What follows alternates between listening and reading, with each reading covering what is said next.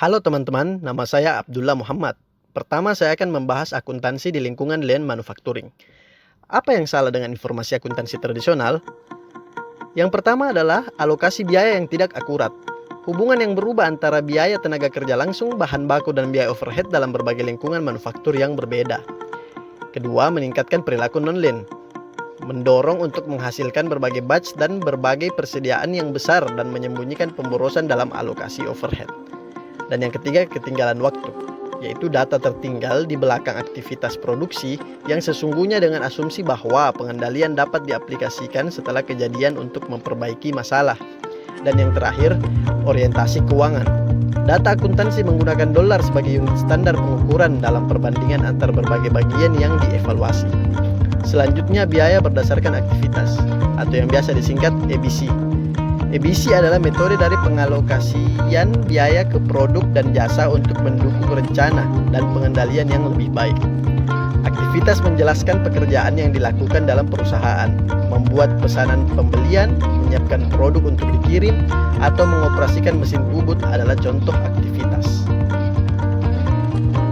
Kelebihan EBC dan kekurangan EBC. Kelebihan EBC. Yang pertama, lebih akurasi dalam pembiayaan dari produk atau jasa, pelanggan, dan saluran distribusi. Kedua, mengidentifikasi sebagian besar dan kecil dari produk yang menguntungkan dan pelanggan. Ketiga, dengan akurasi jalur biaya dari aktivitas dan pelanggan. Keempat, melengkapi manajer dengan keterangan-keterangan biaya untuk pengarahan peningkatan yang berkelanjutan. Kelima, memfasilitasi pemasaran campuran yang lebih baik. Dan keenam, mengidentifikasi aktivitas yang boros dan tidak memiliki nilai tambah. Sedangkan kekurangan EBC begitu lambat menghabiskan dan disulitkan untuk aplikasi yang parsial lebih dari periode pokok, dan juga meningkatkan kerumitan birokrasi dan konflik dengan filosofi lean manufacturing. Selanjutnya, akuntansi aliran nilai. Kerumitan EBC menyebabkan banyak perusahaan melepaskan metode ini dan mengubahnya dengan model akuntansi yang lebih simpel yang disebut aliran nilai.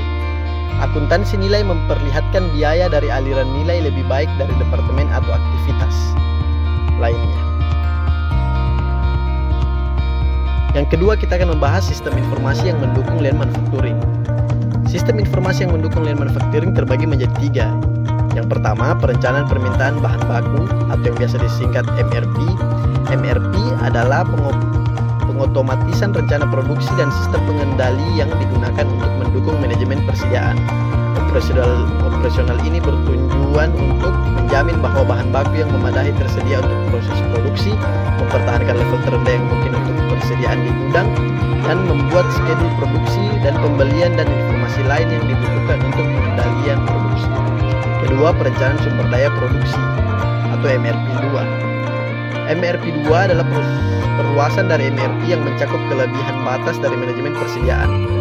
Sistem MRP2 akan menghasilkan daftar kebutuhan bahan baku untuk produk terkait, menyesuaikan produksi dari produk tersebut dalam jadwal produksi induk, membuat perkiraan kasar perencanaan kapasitas berdasarkan ketersediaan mesin dan tenaga kerja, dan lebih banyak lagi. Dan yang terakhir, sistem perencanaan sumber daya perusahaan atau biasa disingkat ERP. MRP2 telah berubah perlahan menjadi peranti lunak canggih yang disebut sistem perencanaan sumber daya perusahaan. Paket peranti lunak komersial ini mendukung kebutuhan informasi keseluruhan perusahaan, tidak hanya fungsi produksi.